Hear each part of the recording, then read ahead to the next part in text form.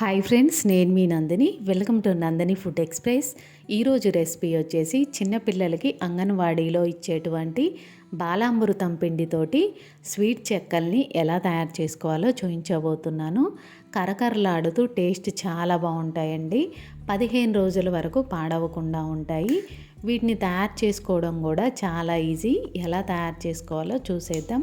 ముందుగా మన ఛానల్ని సబ్స్క్రైబ్ చేయకపోతే వీడియో చూసిన ప్రతి ఒక్కరూ ప్లీజ్ సబ్స్క్రైబ్ మై ఛానల్.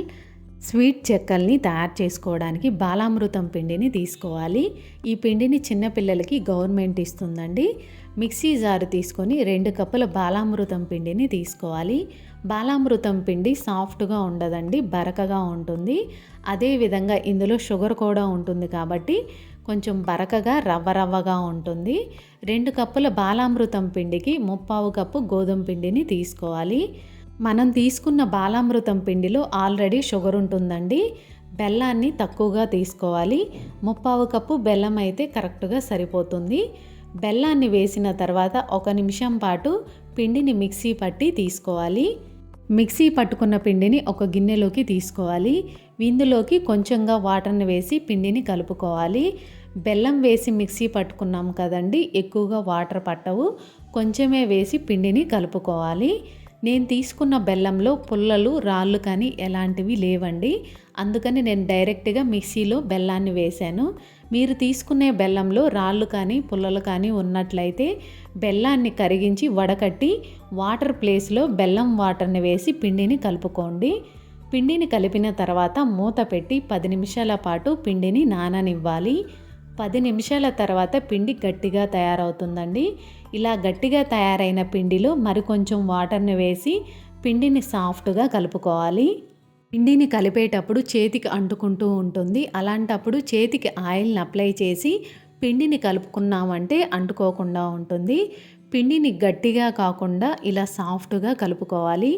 గట్టిగా ఉందనుకోండి చెక్కలు విరిగిపోతాయండి, కరెక్ట్గా రావు. పిండి అనేది ఇలా సాఫ్ట్గా ఉండాలి.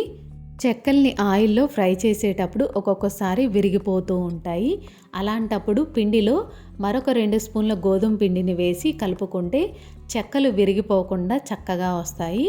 పిండిని చిన్న చిన్న ఉండల్లాగా తయారు చేసుకోవాలి.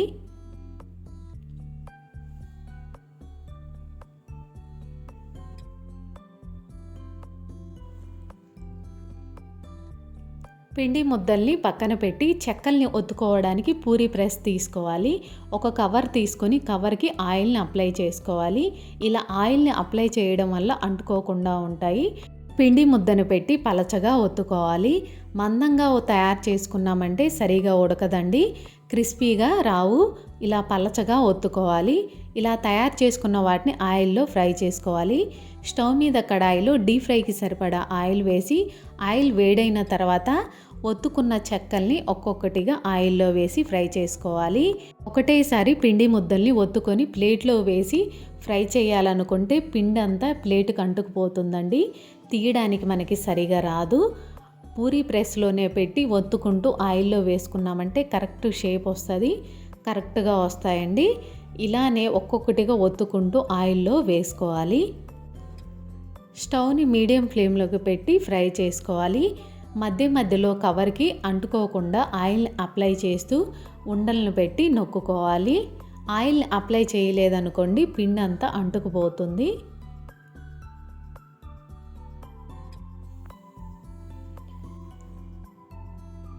మధ్య మధ్యలో తిప్పుకుంటూ గోల్డెన్ బ్రౌన్ కలర్ వచ్చే వరకు ఫ్రై చేసుకోవాలి. ఈ చెక్కల్ని ఫ్రై చేసుకోవడానికి ఎక్కువ టైం కూడా పట్టదండి, త్వరగానే ఫ్రై అయిపోతాయి.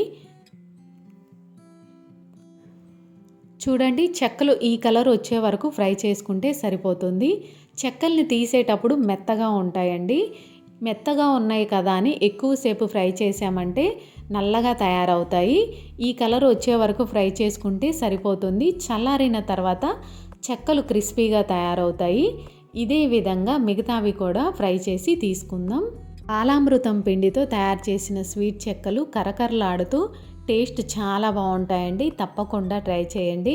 ట్రై చేసిన తర్వాత మీకు ఎలా వచ్చిందో కామెంట్ రూపంలో తెలియజేయండి.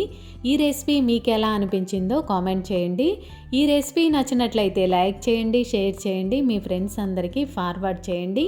మరొక రెసిపీతో మళ్ళీ కలుద్దాం.